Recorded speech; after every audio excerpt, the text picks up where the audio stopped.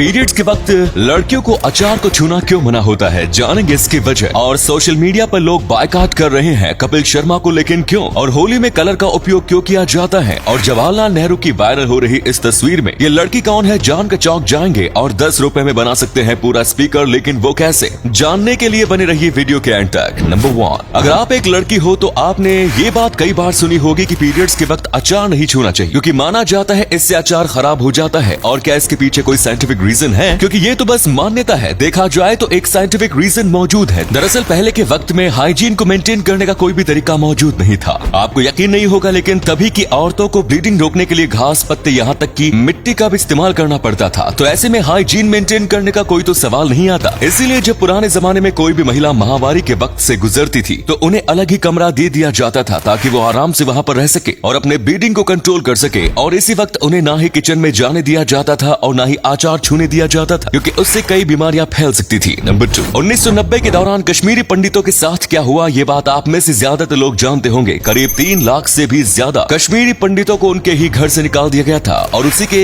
ऊपर हाल ही में एक पिक्चर रिलीज हुई थी जिसका नाम है द कश्मीर फाइल्स, लेकिन इसके खिलाफ अब एक मुद्दा खड़ा हो गया है। आपको पता होगा, जब भी कोई नई फिल्म आती है तो वो कपिल शर्मा शो पर जरूर प्रमोट की जाती है। ऐसे में इस फिल्म के डायरेक्टर चाहते थे कि ये फिल्म कपिल शर्मा शो पर प्रमोट की जाए, लेकिन कपिल शर्मा शो ने इस फिल्म को प्रमोट करने से मना कर दिया। कपिल शर्मा शो में कौन सी फिल्म आएगी, ये सारी बातें डायरेक्टर, प्रोड्यूसर और कपिल शर्मा के ऊपर निर्भर करता है। और इसीलिए अब लोग कपिल शर्मा के ऊपर काफी ज्यादा भड़क गए और ये धीरे धीरे कंट्रोवर्सी की तरफ बढ़ रहा है। कई लोग तो सोशल मीडिया पर बायकॉट कपिल शर्मा नाम से हैशटैग भी चला रहे हैं। नंबर 3, नॉर्थ कोरिया एक ऐसा देश है जिसके बारे में जितना कहा जाए उतना कम है। ये बिल्कुल किसी ओपन एयर जेल जैसा है। यहाँ ना ही कोई धर्म है, ना ही वाईफाई, ना ही इंटरनेट, और टीवी में फिल्म जो होती है वो भी बस किम जोंग उन के बारे में दिखाई जाती है। और यहाँ पर जो फेस्टिवल होते हैं वो भी सारे आर्मी और लड़ाई से रिलेटेड ही होते हैं। यहाँ की सड़कें पूरी तरीके से खाली होती है, क्योंकि यहाँ पर लोगों के पास कार खरीदने के पैसे नहीं है। यहाँ के लोग इतने ज्यादा गरीब है कि यहाँ पर कभी कभार ही बिजली होती है। यहाँ पर अब तो भूखमरी की काफी बड़ी समस्या सामने आई है। ये बहुत ही ज्यादा दुखद है, लेकिन इसके बावजूद इसका कोई भी सोल्यूशन नहीं है। यहाँ के लोगों को कैसे भी आजाद नहीं किया जा सकता।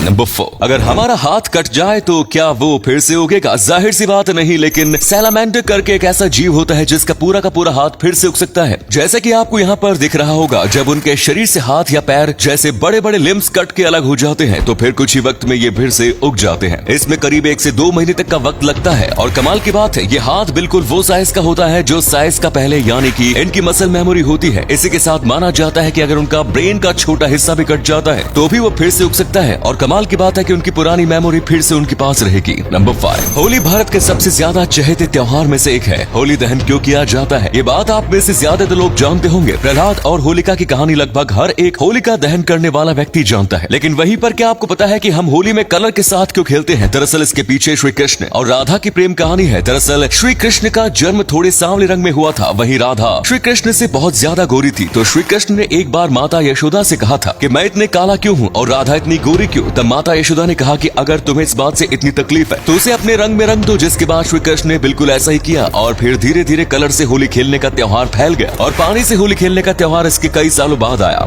नंबर 6, जवाहरलाल नेहरू इंडिया को आजाद कराने वाले एक ऐसे लीडर है जिनको आज उनके देश भारत में काफी कम इज्जत दी जाती है। कई लोग हैं जो जवाहरलाल नेहरू को कैरेक्टरलेस आदमी मानते हैं और सोशल मीडिया पर कई फोटोज में वायरल होती रहती है जिसमें बताया जाता है, ये देखो जवाहरलाल नेहरू किस तरीके से औरत के साथ खड़े हैं। ऐसे में आपने ये तस्वीर भी काफी बार देखी होगी। ये तस्वीर बहुत ज्यादा पॉपुलर है। इसमें जवाहरलाल नेहरू एक औरत को गले लगा रहे हैं और लोगों ने इसका काफी गलत मतलब निकाल लिया है, लेकिन इसका असली मतलब काफी अलग है। ये औरत कोई और नहीं बल्कि जवाहरलाल नेहरू की बहन है। जवाहरलाल नेहरू बहुत वक्त बाद अपनी बहन से मिलने गए थे। अब जाहिर सी बात है, इतने वक्त बाद कोई भाई अपनी बहन से मिलेगा तो गले तो मिलेगा ही। और इस वक्त किसी ने फोटो खींच दिया और आज इस फोटो को गलत तरीके से इस्तेमाल किया जाता है। अगले फैक्ट पर जाने से पहले फोटो को ध्यान से देखिए और बताइए कि किसका फोटो दिखाई दे रहा है। इससे पता लगेगा आपका दिमाग और आंखें कितनी तेज है। मिलते हैं आपको 5 सेकंड्स।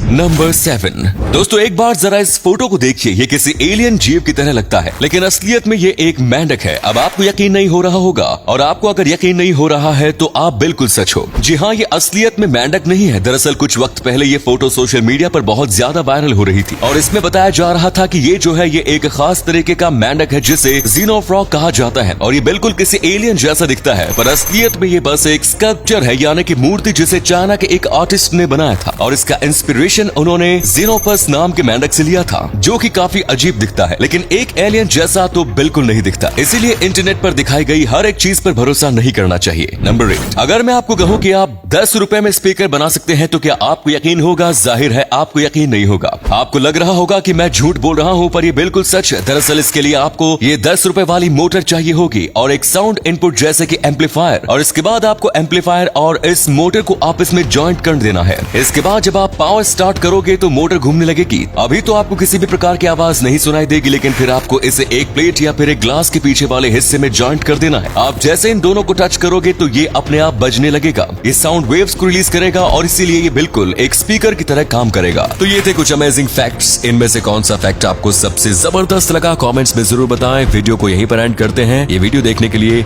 बहुत बहुत धन्यवाद।